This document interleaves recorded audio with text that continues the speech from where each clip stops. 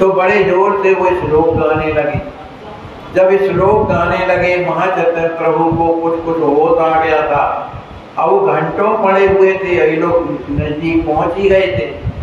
जब मुकुंद दत्त का श्लोक जब सुना, भगवान की लीलाओं का श्लोक जब सुना, तो महाचैतन्य प्रभु बड़े प्रसन्न हुए कि लगता है मुकुंद गा रहा है। तो बेचारे बड़े प्रसन्नता के साथ वहीं पर नृत्य करने लगे। जब नृत्य करने लगे तो उनके मुख से भगवान का नाम निकलने लगा बड़े जोरों से। जब जोरों से भगवान का नाम निकलने लगा तब इन लोगों को पता लगा कि अरे गौरांग महाप्रभु तो यहाँ ही कहीं है। तो जहां से वो आवाज आ रही थी, तीनों के तीनों वहां उस आवाज के साथ मन सहारा लेकर के वहां पर पहुंचते हैं। तो गौरांग महाप्रभु वहां पर नृत्य कर रहे थे। उनके दोनों नेत्रों से अविरल अश्रुधारा बह रही थी। हा प्यारे, हा श्याम सुंदर, कब दर्शन दोगे, कब मैं आपके चरणों में पहुंचूंगा, इस तरह का वो रो रहे थे। जब तक ये तीनों के तीनों वहां पर पहुंच जाते हैं, महाचैतन्य प्रभु कुछ प्राकृत हो गए थे, मन उन्हें होश आ गया था। उनके चरणों में गिर करके रोने लगे कि बताओ आप हमको छोड़ करके चले आए। अब महाचैतन्य प्रभु कुछ ना बोले, क्या कहेंगे, अच्छा हुआ तो आप लोग आए गए, अब मुझे बड़ा अच्छा लग रहा है। इस तरह से पहला दिया। सभी कोई वहां पर बैठते हैं, तभी उन्हें कुछ एक अनुभव का हुआ। गौरांग महाप्रभु अनुभव ये हुआ कि उनके हृदय में किसी ने कहा कि तुम वृंदावन मत जा। अरे भक्तों के हृदय में आवाजें आती रहती, भैया आज भी होता है। अपने आप आवाज भगवान की कृपा से आती है। क्यों आती है? उनके हृदय को भगवान गिराती है, इसलिए वो आवाज करती है। क्या करना है, कैसा कराना है, वो सूत्रधार बन जाते हैं। तो कहा तुम्हें अब वृंदावन न जा करके सीधे जगन्नाथ धाम को जाना, तो जगन्नाथ धाम को चलो। ऐसा जब उनके हृदय में विचार आया, किसी ने प्रेरणा किया, तो उन्होंने उन तीनों से कहा कि देखो अभी तो मुझे वृंदावन जाना, लेकिन अब उन प्यारे ने मुझे वृंदावन न बुला करके जगन्नाथपुरी बुलाया, इसलिए अब जगन्नाथपुरी जाएंगे। तो वहां से चैतन्य महाप्रभु अब वहां से लौटने लगे। अब वो लौट करके कहाँ आना, जहां से चले थे वही तो रास्ता था। तो लौट करके और जब आते हैं कुछ दूर पर, तो क्या देखते हैं कि वहां पर ग्वाल वाले गाय बछड़ी चला रहे। गौरांग महाप्रभु वहीं पहुंच गए और उनको देख करके, गौरांग महाप्रभु को देख करके जितनी गाय थी, गौरांग महाप्रभु की परिक्रमा करने लगी, अपनी आप करने लगी। इस दृश्य को देख करके ग्वाल वाल जितने थे वो भी सोचने लगे ये क्या हो रहा है। अब उन ग्वाल वालों के मुख से अपने आप हरे कृष्ण हरे कृष्ण हरे कृष्ण अपने आप निकलने लगे। गौरांग महाप्रभु जी के साथ में खेलने लगे, वो भी हरे कृष्ण करते थे, वो भी हरे कृष्ण कहने लगे। इस तरह से कृष्ण हरे कृष्ण करते करते काफी समय जब व्यतीत हो गया, तब गौरांग महाप्रभु ने उन बालकों से पूछा, भैया ये तो बताओ यहाँ से गंगा जी कितनी दूर है? उन बालकों ने बताया कि यहाँ से गंगा जी आपको चलते समय 3 घंटे लगेंगे। 3 घंटे में आपको गंगा जी का दर्शन होगा। गौरांग महाप्रभु बड़े प्रसन्न होते हैं और वहां से लौटने लगते हैं। और रास्ता तो वही था जो नवदीप होकर के जाता है, नवदीप जाना है। वहां जाते जाते और गंगा जी के किनारे शाम हो जाती है। तो गंगा जी का जैसे ही दर्शन करते हैं, तो गंगा जी का दर्शन करके गौरांग महाप्रभु को बड़ी प्रसन्नता होती है। क्यों प्रसन्नता होती है? वो मन में सोचती है कि गंगा कौन है? भगवान का चरणामृत है ना भाई, भगवान के चरणों से। तो उन्हें भगवान के चरण याद आने लगे, भगवान के चरणों का दर्शन होने लगा। और एक पतित पावनी है, सबके पापों को नष्ट करने वाली ऐसी गंगा की महिमा है। ये सोच करके गौरांग महाप्रभु बार बार गंगा जी को प्रणाम करती हैं। गंगा जी को प्रणाम करने के बाद गौरांग महाप्रभु और वो तीनों और जो साथ में थे उन लोगों ने गंगा में स्नान किया। गंगा में स्नान करने के बाद गंगा से वो पार होकर के वो नवदीप ही था। नवदीप पहुंच गए, मैंने अपने गांव पहुंच जाते हैं। तो गौरांग महाप्रभु आप तो चूंकि सन्यासी हो गए, घर तो जा नहीं सकते, लेकिन वो जाकर श्रीवास जी के यहाँ रुक जाते हैं। श्रीवास जी के यहाँ रुकने के बाद उन्होंने मुकुंद दत्त और गदाधर से कहा कि आप जाकर के माँ से कह दीजिएगा कि तुम्हारा गौरांग आ गया है और कल आपका दर्शन करने के लिए वो स्वयं यहाँ पर आएगा, ऐसा जाकर के कह देना। तो इस तरह से गौरांग महाप्रभु श्रीवास जी के यहाँ रुक जाते हैं और वहाँ नित्यानंद जी वगैरह जाकर के माता जी से प्रार्थना करते हैं कि कल जो है आपसे आपका दर्शन करने के लिए आपकी जो पुत्र है निमाई वो कल आएंगे। माता जी ने जैसे ही सुना उन्हें बड़ी प्रसन्नता हुई, चलो मेरा निमाई कम से कम लौट करके तो आ गया। अब माँ का हृदय तो माँ ही जानती है। इस तरह से देखो भगवान के लिए भक्त जो है क्या नहीं करता, माने जो विधि निषेध भी होता है, विधि निषेध जो शास्त्रों के विपरीत जो ज्ञान है उसके लिए भी भगवान के लिए करने लगता है। अपने इधर अयोध्या धाम में एक बामन जी का कोई मंदिर है, मैंने सुना है, मैं देख दर्शन तो नहीं किया। वहाँ एक महात्मा रहते थे बामन जी महाराज, वो महंत थे वहाँ के, और उनका नित्य प्रति का नियम था कि रोजाना वे कनक भवन का दर्शन करने जाते थे और कनक भवन का दर्शन करने के बाद फिर हनुमानगढ़ी का दर्शन करते थे। तो हनुमानगढ़ी का दर्शन करने के बाद फिर अपने आश्रम में आते थे और भगवान की सेवा करते थे। ये नित्य प्रति का उनका काम रहता था और निरंतर उनके मुख से भगवान का नाम निकलता रहता था। निरंतर माने चाहे सोते हो चाहे जागते हो भगवान का नाम सीताराम सीताराम ऐसा निकलता है। उनका बामन महाराज से नाम लोग जानते थे। तो एक दिन की बात है कि जब वो दर्शन कर करके और लौटे और अपने मंदिर को आए तो उन्होंने देखा कि किशोरी जी का जो मुखमंडल है वो उदास। देखो भगवान के भक्त जो वास्तव में जो हृदय से प्रेम करते हैं भगवान, तो भगवान उनसे बातें भी तो करते हैं, क्योंकि भक्त और भगवान का दोनों का प्रेम होता है। तो उन्होंने किशोरी जी का मुखमंडल उदास देखा तो हमेशा प्रसन्न रहती थी, लेकिन आज उदास थी। तो उन्होंने कहा जय जय, अरे ये आपका मुखमंडल उदास कैसे? और सखी उपासना कहते हैं महाराज, बामन महाराज अपने आप को सखी मानते, लेकिन ये किसी को पता नहीं रहता था, इसलिए भाव संबंध गोपनीय रखना चाहिए, कोई जानने ना पाए। तो सखी उपासना की देखा जय जय आप उदास क्यों? तो किशोरी जी को जो लीला करवाना है ना, उस लीला में कुछ रहस्य होता है। कहा बात ऐसी है सखी, ये महीने में 2 बार एकादशी पड़ती, अब कल एकादशी है, तो हम तो मिथिला की रहने वाली है, हमारे यहाँ एकादशी में ये सब कुछ नहीं रहता है, बढ़िया सब कुछ बनता है, मालपुआ रसमई जलेबी ये सब होता। और इधर अयोध्या में इधर पता नहीं क्या क्या पाने को, तो उससे पेट नहीं भरता। इसलिए हमको कल जो एकादशी है उस बात पर हमको दुख लग रहा है कि कल का दिन कैसे बीतेगा, इसलिए हम उदास। उन्होंने कहा बस इतनी सी बात है, अरे करना तो हमको है, हम कल बनाएंगे सब, जितना भोजन भले एकादशी में अन्न वर्जित है रहा है, हमको जो कुछ होना होगा पाप पढ़ना होगा पड़ जाएगा, लेकिन आपको हम मलिन नहीं देख सकते हैं, कल हम और बढ़िया बनाएंगे जितना बनेगा। तो बाबा जी ने मानी बामन महाराज ने अनेक प्रकार के व्यंजन बनाए, तस्मई मालपुआ पूरी कचौड़ी जो भी बना ये बनाया, और कुछ फलहार भी बनाया क्योंकि साधु रहते हैं।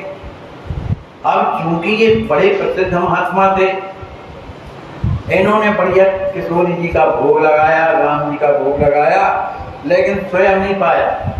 इसलिए नहीं पाया कि भाई एकादशी हमारे गुरु जी की आज्ञा है, एकादशी का व्रत करना है। अब ये बात इतनी जल्दी अयोध्या में फैल गई कि बताओ, इतने बड़े महात्मा हो करके भी और ये वेद के विरुद्ध काम किया इनने, ये कैसे महात्मा है? अब उनकी उधर पहुंच तो है नहीं है, तो सखी उपासना कहते। उनसे किशोरी जी बराबर मिलती थी, उनके पास बैठती थी, हाथ विलास करती थी, राम जी उनसे प्रेम करते थे, मजाक करते थे, अपने अपने भाव होते, लेकिन ये भाव किसी को पता नहीं था।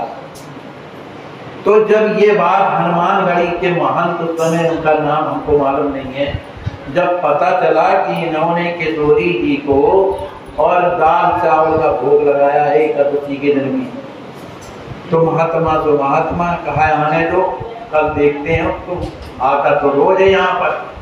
अब ये पावन भगवान अपना दर्शन करने के लिए पहले जाते हैं कनक भवन। कनक भवन में उन्होंने दर्शन किया, और दर्शन करने के बाद फिर हनुमानगढ़ी आते हैं। तो हनुमानगढ़ी के जो महात्मा थे वो तो पहले से तके थे कि आने भर दो इनको, तो फिर इनकी हम खैर न समझ।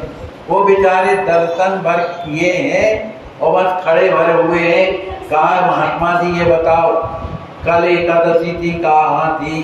कहा तो तुमने दाल चावल का भोग क्यों ठाकुर जी को लगाया, पूरी उड़ी बनाई, सतमई मालपुआ बनाए, आखिर अन्न का भोग लगाना चाहिए।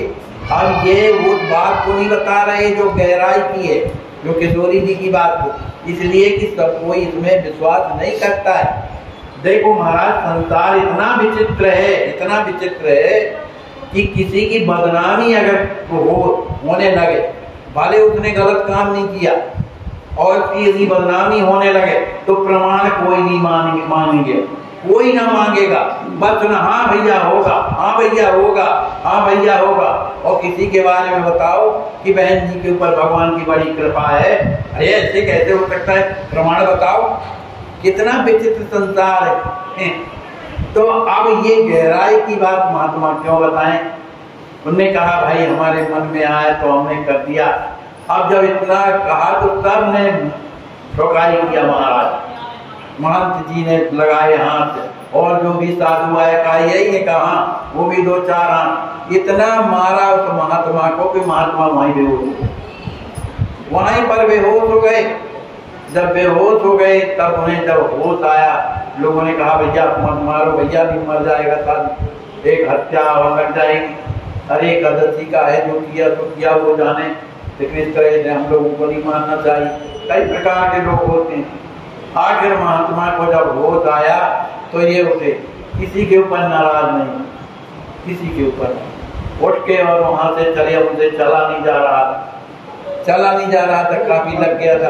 और फिर हनुमानगढ़ी के संत जो मजबूत होते हैं तो उनसे चला नहीं जा रहा था, लेकिन किसी तरह से चलते चलते धीरे धीरे कहा ठीक मारा, मैंने किया तो गलती है, मन ही मन कह रहे हैं, लेकिन मेरी किशोरी जी ने जो चाहा, वो बेचारी दुखी थी तो मैंने किया, तो ये भी तो अच्छा किया, और उन्हें मारा ये भी ठीक किया है। मने संत को क्या है, सम से कोई मतलब नहीं। इस तरह से अपने आश्रम को आते हैं। और उन्होंने अपनी किशोरी जी से भी कुछ नहीं कहा, जबकि उनसे वो बात करती थी, नित्य उनके साथ में रहती थी। अब सखी सहेली है ना भाई, साथ में रहती, सखी भाव के महात्मा थे, लेकिन कुछ नहीं कहा उनसे। आखिर उनसे चला नहीं जा रहा था, दर्द था पूरे शरीर में। अब किशोरी जी देख, किशोरी जी अंतर्यामी हो तो सब जानती है, लेकिन उन्होंने भी कुछ नहीं कहा। वो सोचने लगी, देखो हनुमान जी के रहते भी नहीं कितना कष्ट मिला, कि हनुमान जी के मंदिर में नहीं इनकी पिटाई हुई, लेकिन कुछ नहीं कहा। भाई लोग हैं, सब प्रकार के होते हैं। उन्होंने किसी तरह से सेवा किया।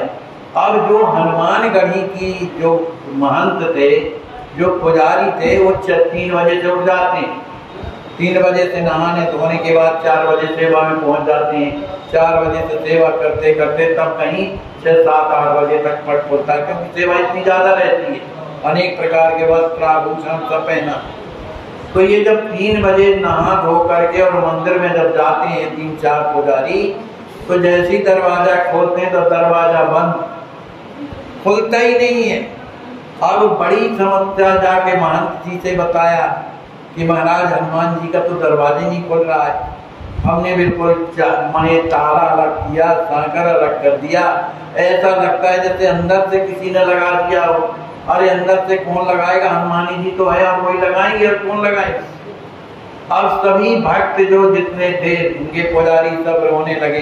कहा हनुमान जी थोड़ी देर के बाद आपका दर्शन करने के लिए लोग आने वाले हैं, कृपा करके अब खोल दीजिए तो हम आपकी सेवा करें, सेवा करने के बाद आपको सजा धजा के बैठा दें।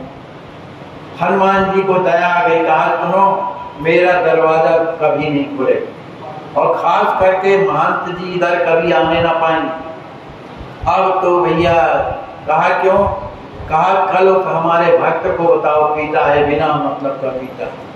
अरे मान लो एकादशी में उन्होंने कुछ भी किया होगा तो कारण तो समझते कि क्यों किया ऐसा। पहले ये सोचो जो महात्मा वेद पुराण शास्त्र का अनुभवी हो और वो दाल चावल का भोग, वो जानते हैं कि एकादशी में माने अन्न नहीं पाना चाहिए, लेकिन फिर भी उन्होंने ऐसा कुछ किया होगा तो कोई भगवान की लीला होगी, इस पर विचार आप लोगों का नहीं गया है। इसलिए आप लोगों को किसी को दर्शन नहीं होगा और न कभी पट खोले। अब तो सभी रोने लगे, महंत जी भी आए, वो भी चरणों में गिरने लगे, हे हनुमान जी महाराज हमको एक बार क्षमा कर दो, अब हम कभी ऐसा दुस्साहस नहीं करेंगे, कभी किसी को कुछ नहीं करेंगे। हनुमान जी बेचारे दया आ गई उनको। कहा अगर तुम पट खुलाना चाहते हो तो इसी समय जाइए आप और एक पालकी लेकर के जाइए और बावन भगवान को बैठा के लाइए, बावन जी को बैठा के लाइए, और जब वो मुझे आज्ञा करेंगे कि पट खोलो तब मैं खोलूंगा। अब देखो भैया सभी कोई पालकी सजाते हैं, हनुमान जी की उधर पालकी आज भी रखी रहती है, हनुमान जी विराजते हैं, उस पालकी को लेकर के आते हैं, बावन जी के पास आते हैं, महंत जी के पास, और प्रार्थना करते हैं कि महाराज हमसे बड़ी गलती हो गई जो आपको हम लोगों ने पीटा। अरे कहा काय को पीटा, गलती में तो सभी कोई मारता है भैया, आप लोगों ने भी मारा तो ठीक है तो मारा है। कहा कुछ भी हो हनुमान जी ने आपको बुलाया है, आप इस पालकी में विराजिए। कहा हनुमान जी ने आज्ञा दिया है, बुलाया कहा तो ये पालकी ठीक है, आप आगे आगे चलिए, उनकी पालकी में कैसे बैठूं उसमें। तो बेचारे सरल संत है। संत कौन है जिनका कोई ना अपना ना पराया, सब कोई उनके होते, कोई दुश्मन नहीं होता। और फिर जो उनको कष्ट देता है, उमा संत की है बड़ाई, मंद कर जो करे भलाई, जो उसका बुरा भी करे फिर भी वो भला उसका करता है। वो संत पे बेचारे चले आए, और जैसे हनुमान गए जाते थे मने गए तो वही महंत बेचारा चरण पकड़ते रोने लगा, महाराज बड़ी हमने आपकी पिटाई की है, निश्चित रूप से करते तो है ही है, लेकिन हमें क्षमा कर दो। कहा भैया क्षमा क्या करें जब हमको तो कहीं नहीं लगा, और आपने जो कुछ किया है सही तो किया है, एकादशी को अन्न नहीं बनाना चाहिए, सिद्ध नहीं करना चाहिए, देखो हमसे गलती हो गई। इस तरह से अब कहा तो अब आप हनुमान जी से प्रार्थना कर दीजिए जल्दी पट खुल जाए। तब उन्होंने प्रणाम करके कहने लगे कि हे प्रभु कृपा करो, आप तो राजा हैं अयोध्या के, अयोध्या के राजा तो आप हैं, जब राजा होकर के और आप ही नाराज हो जाओगे प्रजा के ऊपर तो फिर आपका राज्य किस काम का, इसलिए इनके ऊपर कृपा करो और अपना पट खोल दो, बड़ी कृपा होगी आपकी। ऐसा करके प्रार्थना किया तो पट खोलना नहीं पड़ा, अपने आप पट खुल गया। बोलिए श्री हनुमान जी महाराज की। तो कहने का भाव इस कथा का ये है कि जो प्रेमी है होते हैं वो भगवान की इच्छा के अनुसार अपना जीवन चलाते हैं, वो विधि निषेध के पदे रहते हैं। जो वेदों में पुराणों में जो लिखा हुआ है उसके भी विरोध में कुछ भी हो, अपने भगवान के लिए हम क्या नहीं कर सकते, इस तरह की भावना से। इसी भावना को लेकर के नवद्वीप में जो महाचेतन प्रभु आज विराजे हुए हैं। अब कल के प्रसंग में उनकी माता जी आएंगी तो क्या क्या होगा कल के प्रसंग में हम आप लोग श्रवण करेंगे। बोलिए श्री सीताराम जी महाराज की जय, श्री हनुमान जी महाराज। हाँ, इनको कितना कष्ट है आज बाबा हॉस्पिटल में। आपको ये लकवा मारा है, कितने दिन पहले मारा है? अपने को स्वयं इस जगह पे रख कर देखें, जब पैसा भी पास में ना हो और कोई अपना सहयोग करने वाला भी ना हो तो क्या होगा।